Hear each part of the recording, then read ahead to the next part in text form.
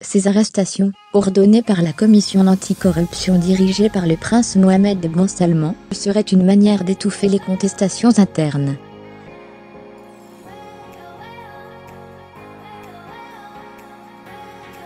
« 11 princes et des dizaines de ministres, anciens et actuels, ont été arrêtés, samedi 4 novembre, en Arabie Saoudite sur décision d'une commission anticorruption, a annoncé la chaîne satellitaire Al Arabiya, à capitaux saoudiens, qui n'a pas cité ses sources.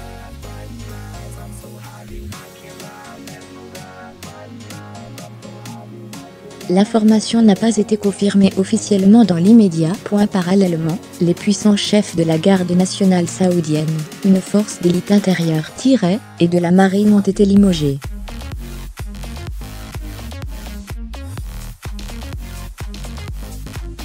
Miteb Ben Abdullah, fils de l'ancien roi, a notamment été écarté de la garde nationale, un important rouage sécuritaire du royaume chargé de la protection des sites stratégiques du pays, dont les champs pétroliers.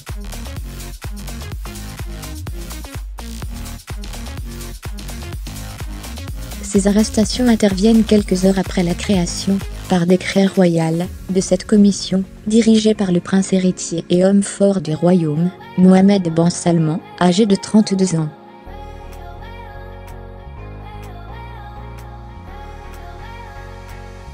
L'agence de presse officielle saoudienne SPA a indiqué que le but de la commission était de préserver l'argent public, punir les personnes corrompues et ceux qui profitent de leur position.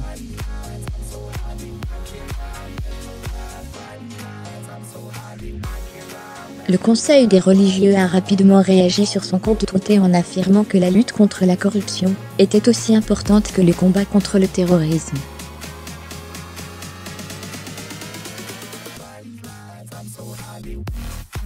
Contrôlant les principaux leviers du gouvernement, de la défense à l'économie, le prince héritier semble chercher à étouffer les contestations internes avant tout transfert formel du pouvoir par son père, le roi Salman, âgé de 81 ans.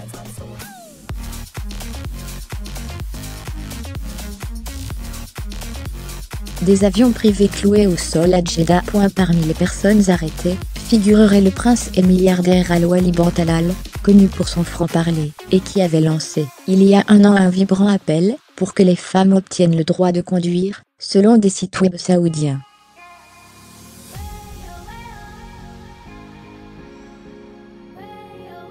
Cette information n'a pas été confirmée officiellement. Une source aéroportuaire a par ailleurs déclaré à l'agence France Presse que les forces de sécurité avaient cloué au sol des avions privés à Jeddah, importante ville portuaire située sur la mer Rouge, pour empêcher que certaines personnalités quittent le territoire.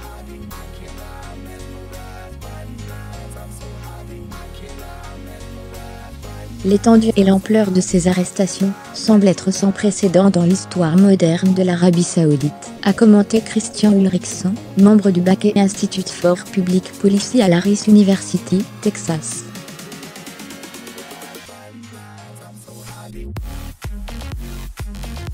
Si la détention du prince Al-Wali Ben Talal se confirme, elle constituera une onde de choc sur le plan intérieur, et dans le monde des affaires internationales.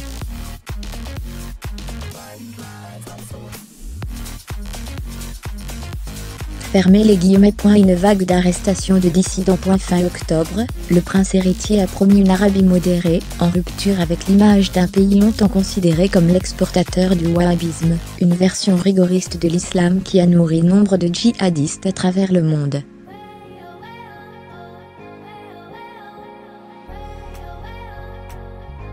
Il a lancé plusieurs chantiers de réforme, droit de conduire pour les femmes et ouverture de cinéma notamment, qui marquent le plus grand bouleversement culturel et économique de l'histoire moderne du royaume, avec une marginalisation de fait de la caste des religieux conservateurs.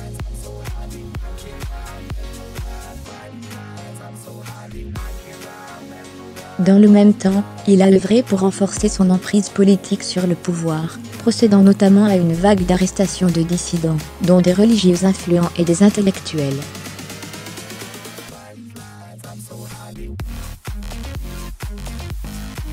Selon des analystes, nombre de ces dissidents critiquaient la politique étrangère musclée du jeune prince héritier, comme le boycott du Qatar, ainsi que certaines réformes, comme la privatisation d'entreprises publiques et la réduction des subventions de l'État.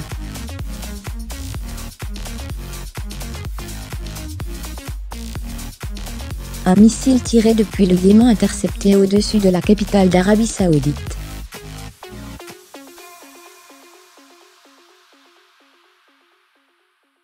Un missile tiré depuis le Yémen voisin a été intercepté au-dessus de la capitale saoudienne de Riyad, samedi 4 novembre, selon la chaîne d'État El Akhbariyya.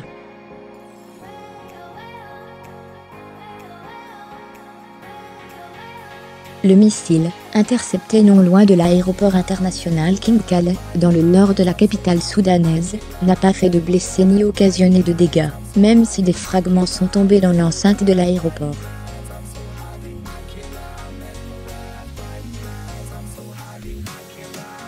Selon leur chaîne de télévision Al Mazira, le tir a été revendiqué par les rebelles Houthis, contre qui l'Arabie Saoudite mène une guerre depuis 2 ans.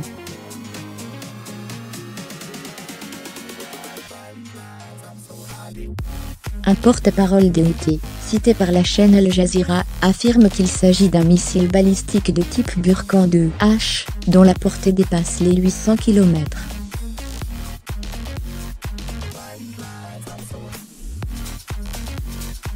Ce n'est pas la première fois que les Saoudiens interceptent des missiles tirés depuis le Yémen, mais c'est la première fois qu'ils atteignent la capitale.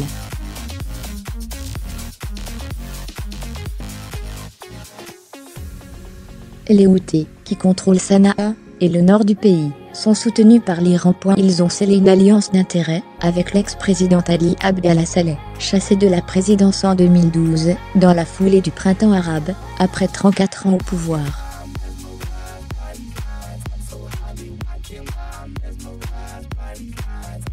Ensemble, ils résistent avec succès depuis mars 2015 à une coalition arabe sunnite dirigée par l'Arabie Saoudite, qui soutient le gouvernement internationalement reconnu, basé dans le sud du pays, à Aden.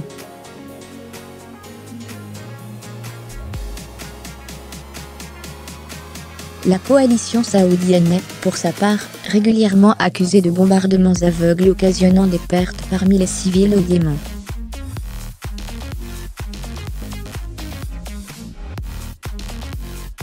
Ses commandants affirment tout faire pour minimiser ces pertes, et accusent à leur tour les rebelles de se mêler aux civils, ou de les utiliser comme boucliers humains.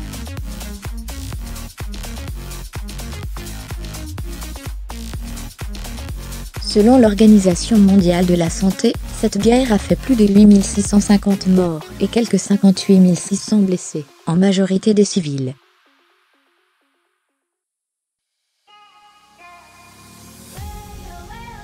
Et de la marine ont été limogés. Miteb Ben Abdullah, fils de l'ancien roi, a notamment été écarté de la garde nationale, un important rouage sécuritaire du royaume chargé de la protection des sites stratégiques du pays, dont les champs pétroliers.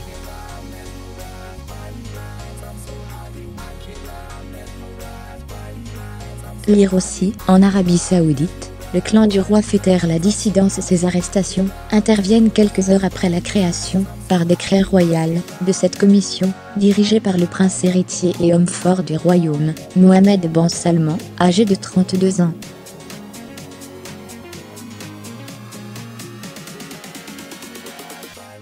L'agence de presse officielle saoudienne SPA a indiqué que le but de la commission était de préserver l'argent public, punir les personnes corrompues et ceux qui profitent de leur position.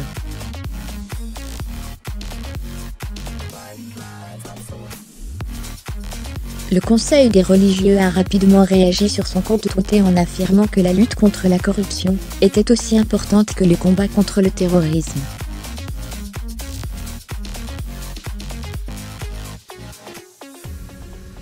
Contrôlant les principaux leviers du gouvernement, de la défense à l'économie, le prince héritier semble chercher à étouffer les contestations internes avant tout transfert formel du pouvoir par son père, le roi Salman, âgé de 81 ans.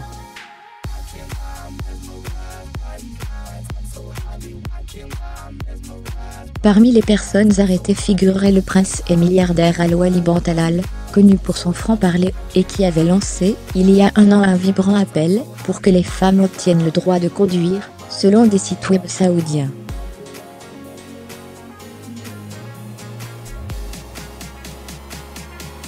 cette information n'a pas été confirmée officiellement. Une source aéroportuaire a par ailleurs déclaré à l'agence France Presse que les forces de sécurité avaient cloué au sol des avions privés à Djeddah, importante ville portuaire située sur la mer Rouge, pour empêcher que certaines personnalités quittent le territoire.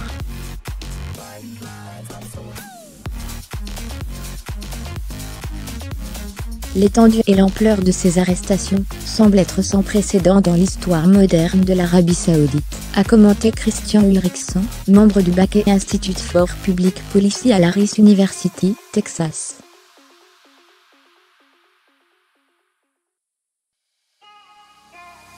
Si la détention du prince Al-Wali bin Talal se confirme, elle constituera une onde de choc sur le plan intérieur et dans le monde des affaires internationales.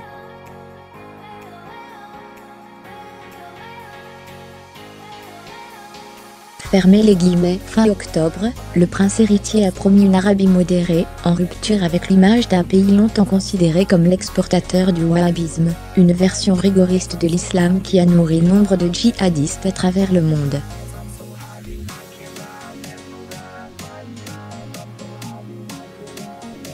Lire aussi, révolution en Arabie Saoudite. Les femmes vont pouvoir prendre le volant. Il a lancé plusieurs chantiers de réforme, droit de conduire pour les femmes et ouverture de cinéma notamment, qui marquent le plus grand bouleversement culturel et économique de l'histoire moderne du royaume, avec une marginalisation de fait de la caste des religieux conservateurs.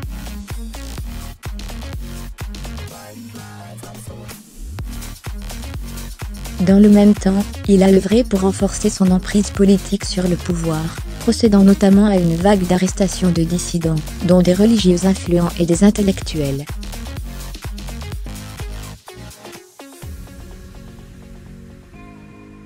Selon des analystes, nombre de ces dissidents critiquaient la politique étrangère musclée du jeune prince héritier, comme le boycott du Qatar, ainsi que certaines réformes, comme la privatisation d'entreprises publiques, et la réduction des subventions de l'État.